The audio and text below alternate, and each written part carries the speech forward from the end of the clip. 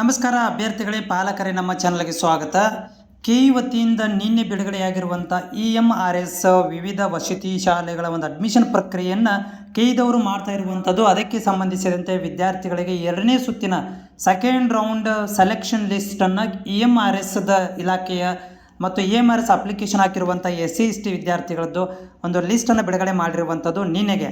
ಅದನ್ನು ಕೂಡ ನೀವು ಲಿಸ್ಟ್ಗಳನ್ನು ನೋಡ್ಕೊಂಡಿದ್ದೀರಿ ಅಂತ ಅಂದ್ಕೊಂಡಿದ್ದೀನಿ. ನೋಡಿಲ್ಲಪ್ಪ ಅಂತಂದರೆ ನೀವು ಕೆಇ ವೆಬ್ಸೈಟಲ್ಲಿ ಹೋಗಬೇಕು, ಇಲ್ಲಿ ಪ್ರವೇಶಕ್ಕೆ ಕ್ಲಿಕ್ ಮಾಡಬೇಕು. ಇಲ್ಲಿ ನೋಡ್ತಾ ಇದ್ದೀರಿ EMRS ಮತ್ತು ಕ್ರೈಸ್ ಅಂತ ಬರುತ್ತೆ. EMRS ಮತ್ತು ಕ್ರೈಸ್ಗೆ ನೀವು ಕ್ಲಿಕ್ ಮಾಡಿದರೆ ನಿಮ್ಮಗಳಿಗೆ ಏನಾಗುತ್ತೆ ಅಂದರೆ ಈ ಒಂದು ಪಟ್ಟಿ ಬೆಳಗಡೆ ಕಾಣಿಸುತ್ತಾ. ಇಲ್ಲಿ ನೋಡ್ತಾ ಇದ್ದರೆ ಪಟ್ಟಿ ನಿಮಗೆ ಈ ಥರ ನೋಡಲಿಕ್ಕೆ ಸಿಗುತ್ತಾ. ಇದನ್ನು ನಿನ್ನೆ ಕೂಡ ನಿಮಗೆ ಮಾಹಿತಿಯನ್ನು ಕೊಟ್ಟಿದೆ.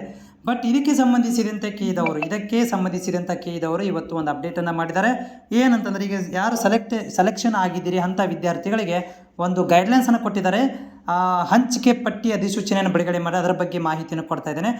ಮತ್ತು ನಿಮ್ಮಲ್ಲಿ ಏನಾದರೂ ಡೌಟ್ಗಳಿದ್ದಲ್ಲಿ ಚಾನಲ್ ಸಬ್ಸ್ಕ್ರೈಬ್ ಮಾಡಿಕೊಂಡು ನಿಮ್ಮ ಕಾಮೆಂಟ್ಸ್ಗಳನ್ನು ಕೂಡ ಶೇರ್ ಮಾಡ್ಬೋದು. ನೋಡಿ ಅಭ್ಯರ್ಥಿಗಳು, ಇದರಲ್ಲಿ ಏನು ಹೇಳ್ತಾ ಇದ್ದಾರೆ ಅಂದರೆ ಇವರು ಪರಿಶಿಷ್ಟ ವರ್ಗದ ಕಲ್ಯಾಣ ಇಲಾಖೆ ಏಕಲವ್ಯ ವಸತಿ ಶಾಲೆಗಳಲ್ಲಿ 26ನೇ ಸಾಲಿನ 6ನೇ ತರಗತಿ ಪ್ರವೇಶತೆಗೆ ಸಂಬಂಧಿಸಿದಂತೆ ಎರಡನೇ ಸುತ್ತಿನ ಸೀಟು ಹಂಚಿಕೆಯ ಫಲಿತಾಂಶವನ್ನು ನಾವು ನಿನ್ನೆಗೆ ಬಿಟ್ಟಿದ್ದೀವಿ. 10ನೇ ತಾರೀಕಿಗೆ ವೆಬ್ಸೈಟಲ್ಲಿ ಬಿಟ್ಟಿದ್ದೀವಿ.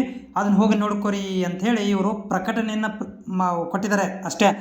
ಕೊನೆ ದಿನಾಂಕಗಳ ಬಗ್ಗೆ ಮಾಹಿತಿ ಕೊಡ್ತಾರೆ ಅಂತ ಅಂದ್ಕೊಂಡಿದ್ದೀವಿ. ನೀವು ಹೆಚ್ಚಿನ ಮಾಹಿತಿ ಬೇಕಪ್ಪ ಅಂದರೆ ಇನ್ನೇನು ಮಾಡಬೇಕಂದ್ರೆ ನೀವು ನಿಮ್ಮ ಶಾಲೆಗಳಲ್ಲಿ ಏನು ಅಡ್ಮಿಷನ್ ಆಗಕ್ಕೆ ಹೋಗ್ತಿರಲ್ಲ ಅವ್ರಿಗೆ ಕೇಳ್ಕೋಬೇಕೀಗ. ಯಾಕಂದರೆ ಇವರು ಇದರಲ್ಲಿ ಮಾಹಿತಿ ಕೊನೆ ದಿನಾಂಕ ಅಂತ ಕೊಟ್ಟಿಲ್ಲ. ಮೇ ಬಿ ಇವರು ಕೊಡ್ಬೋದು, ಇವತ್ತು ಕೊಡ್ಬೋದು ಅಥವಾ ನಾಳೆ ಕೊಡ್ಬೋದು. ಬಟ್ ಇದರಲ್ಲಿ ಏನು ಹೇಳ್ತಾ ಇದ್ದಾರೆ ಅಂದರೆ ನಿಮಗೆ ಮನವರಿಕೆ ಮಾಡಿಕೊಡ್ತಾ ಇದ್ದಾರೆ. ನಾವು ಬಿಟ್ಟಿರುವಂಥ ಲಿಂಕ್ ಪಟ್ಟಿ ಇದೆಯಲ್ಲ ಅದನ್ನು ಬಿಡುಗಡೆ ಮಾಡಿದ್ದೀವಿ. ಹೋಗಿ ನಿಮ್ಮ ಸೀಟ್ ಹಂಚಿಕೆ ಆಗಿದೆ, ಅದರ ಫಲಿತಾಂಶವನ್ನು ಪ್ರಕಟಣೆ ಮಾಡಿದ್ದೀವಿ, ನೋಡ್ಕೊಳ್ರಿ ಅಂಥೇಳಿ ಇವರು ಪ್ರಕಟಣೆ ಕೊಟ್ಟಿರುವುದಷ್ಟೇ. ಬಟ್ ಇದು ಕೊನೆ ದಿನಾಂಕ ಮಾಹಿತಿ ಇದರಲ್ಲಿ ಇವರು ಕೊಟ್ಟಿಲ್ಲ. ಮೇ ಬಿ ಇವರು ಮುಂದಿನ ದಿನಗಳಲ್ಲಿ ಕೊಡ್ಬೋದು ಅಂತ ನಾನು ಅಂದ್ಕೊಂಡಿದ್ದೀನಿ.